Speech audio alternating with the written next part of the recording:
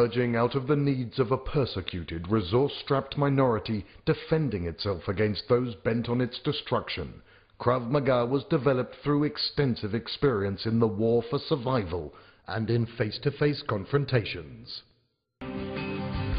Grandmaster Imi founder of Krav Maga, was born Imrich Lichtenfeld in Budapest, Hungary in May of 1910.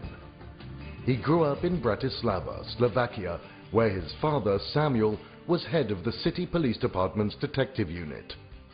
As part of his role, Samuel was charged with training his subordinates in defensive tactics. Under his father's influence, Imi started training at an early age and quickly emerged as an exceptionally talented athlete. As a teenager, he trained in gymnastics, wrestling and boxing. By the age of 19, he was already recognized as an international champion in these fields. Later, he focused on wrestling and competed as a member of Slovakia's national team for a decade.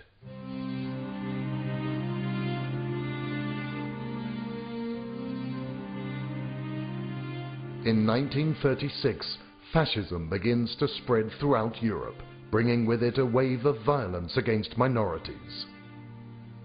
Entire Jewish communities find themselves defenseless, under constant attack instigated by the authorities. Imi, a young, proud Jewish athlete, is not prepared to put up with the humiliation and helplessness of the victims.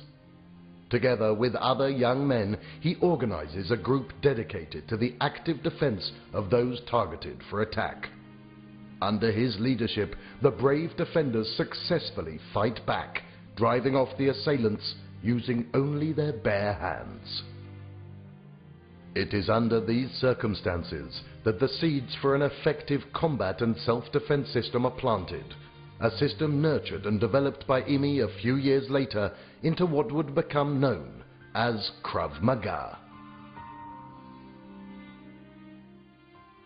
The year is 1940, and World War II is raging throughout Europe. Imi leaves Bratislava just moments before it is taken over by the Nazis, and he boards an underground immigrants boat to Palestine. After a long journey, during which he joins the Czech Legion of the British Army, Imi arrives in Palestine, which at that time was under the control of the British Mandate.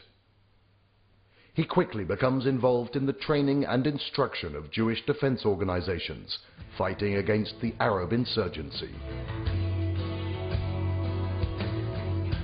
With the establishment of the State of Israel, Imi naturally integrates into the newly established Israel Defense Forces.